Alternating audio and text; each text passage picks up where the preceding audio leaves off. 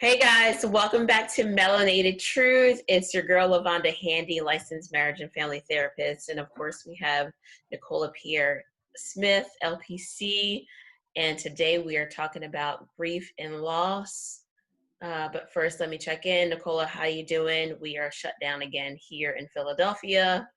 How you doing? Yeah, and it's rainy here. We had our first snowfall. Did you get to see that? I was in sessions when it happened. It was very beautiful. I was like, it's snowing. And my mother actually and my parents live a little bit up north, so they had like actual snow on the ground. And I was like, oh, this is getting real. It's winter. Yeah, it's officially official. Winter is here. Uh, Game of Thrones. Yeah, are you a fan? Yeah, okay. Yeah, I am. Are you? Yes. Okay. Awesome. So we're talking grief and loss today. Uh, I think we've mentioned this before. The holiday seasons are very tough for some people. As much joy as we like to spread, it may not be a happy time for you, whether you have lost somebody recently, or it's just a time where you lost someone in the past and it just doesn't bring up as many happy memories for you. Yeah, and maybe it's not that you lost someone, maybe you lost a job, lost a relationship. Someone didn't die, but the relationship, the activity doesn't exist anymore. And, those are things that can be grieved.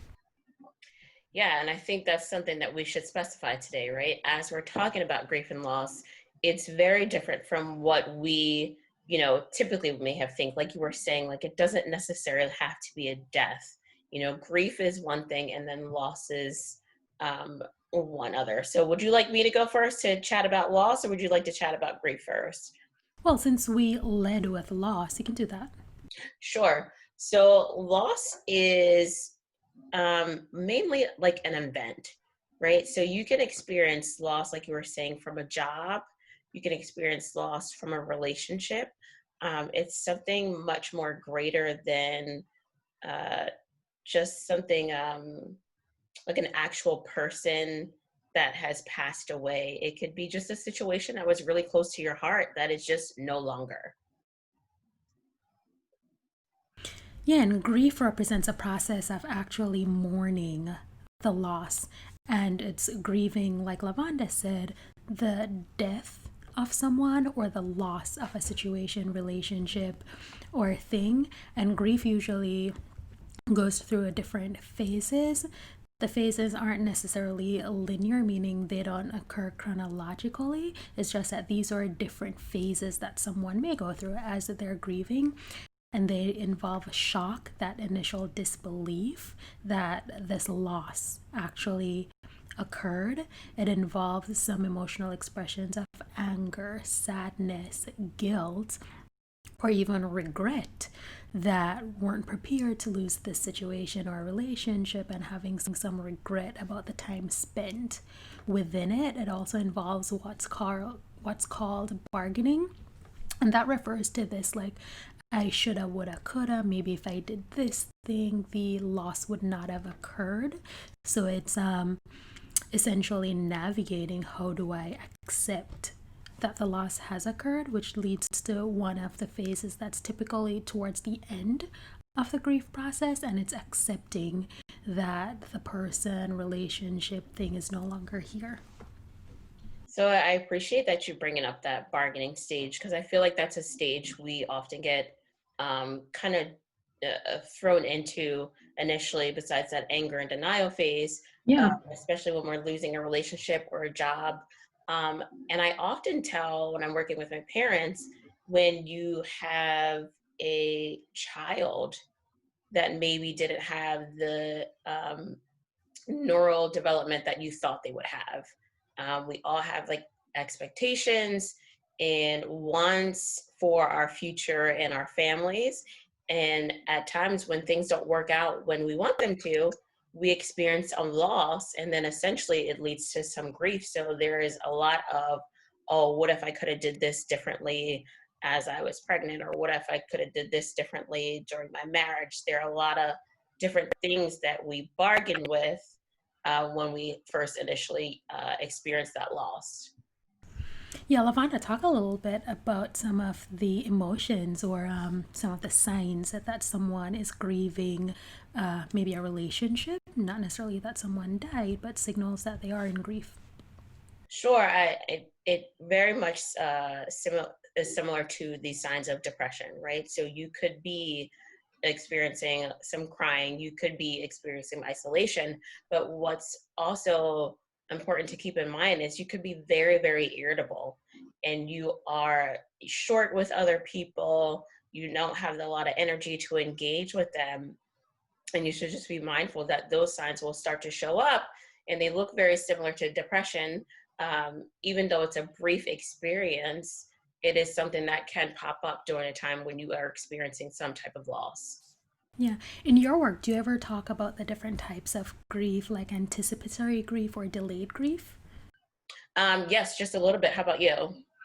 Yeah, I find that sometimes, especially in relationships or job situations, or where someone's really ill, and the person who is in the relationship experiencing that realizes that they're anticipating the death or the loss of something, but not necessarily able to use the language to describe their emotional expression. And I usually help them to understand that that's the anticipatory grief. The loss hasn't occurred, though you're anticipating it too. Yeah, I think it shows up probably more often, and we don't have the language to share what it is. And thinking about that delayed grief, a lot of people just sit through things and tough it out. Yeah. And you're wondering why you've been toughening it out, toughening it out, toughening it out. And then all of a sudden you have this big explosion and you're not really sure why. And that could be a result. And oftentimes we ask, clients, what's happened in your life in the past 3 months, in the past 6 months? What's the past year of your life look like? Because it doesn't automatically happen, because your body sometimes is just in kind of survival mode. Yeah. And then when you get back down to that space of where you can connect with some of those emotions, and maybe not the language, but it will start to show in your interactions with other people.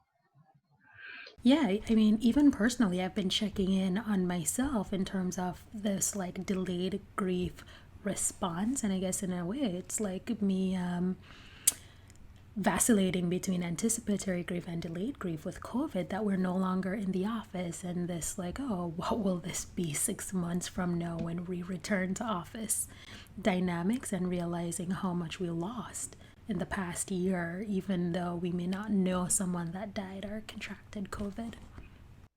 Yeah, there is a lot of heavyweight happening for all of us. And I think that's something we've kind of trying to been, share with our clients of like, just practice staying present, being in tune with yourself. If you need to take a break, that is okay, because the emotional kind of roller coaster that we're on this year is really rolling fast. And it's hard to be present to it at all times, because we're just trying to like be on the move and get things done and make it as much as we can. Yeah, and that's a good point that you mentioned, like being mindful and present in the moment. We should talk a little bit about some of the like coping skills to deal with grief and loss. We brought up the holidays.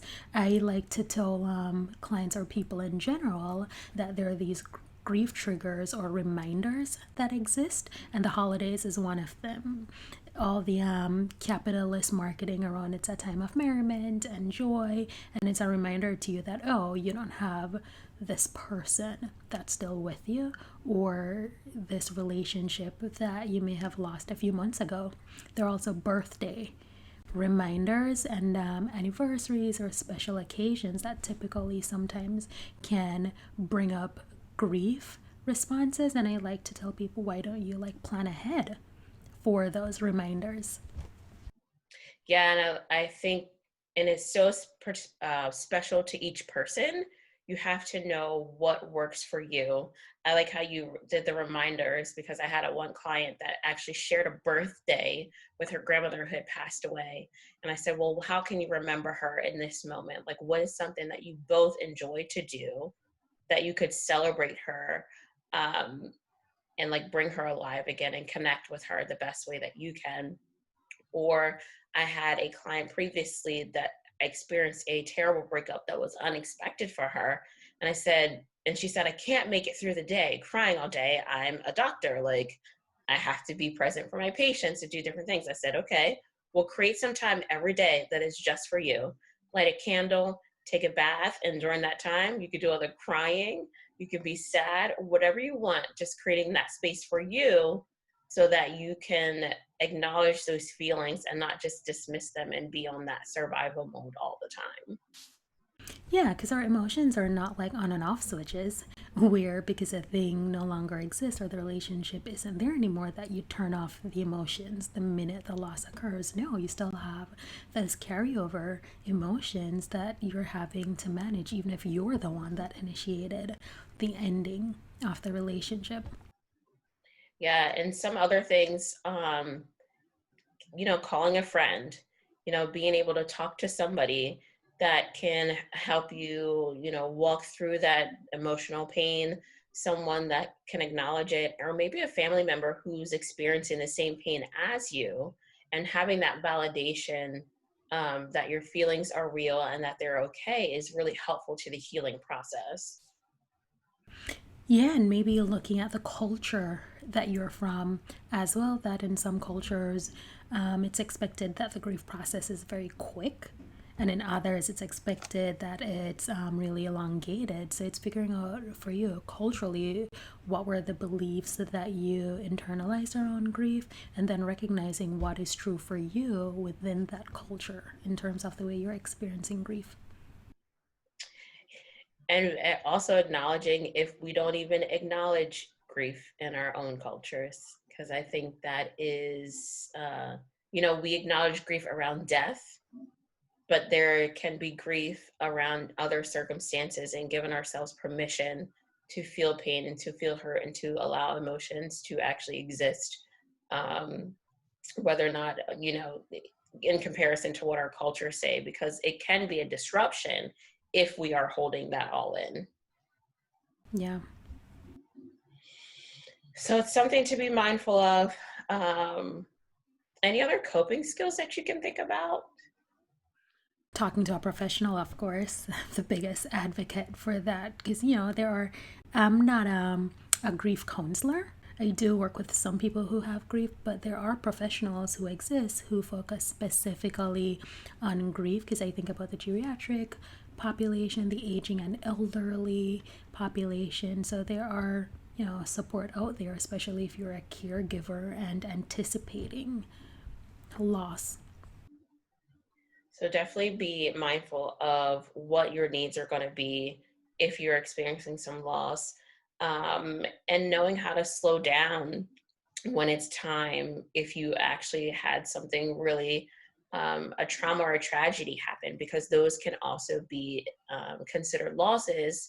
So you can know how to take care of yourself. And like we were saying before, being mindful of what you need in the moment and who can help you around you to heal. Yeah, and also remembering that there's no right or wrong way to grief. So whatever works for you is what's going to work, as long as you're allowing it to happen. Anything else to add, Nicola? No, I think that's it. Also remembering that you're not alone, especially in a year like 2020 where everyone experienced some kind of loss. For sure. So we are always here, guys. If you have any questions, comments, leave them in our comment section.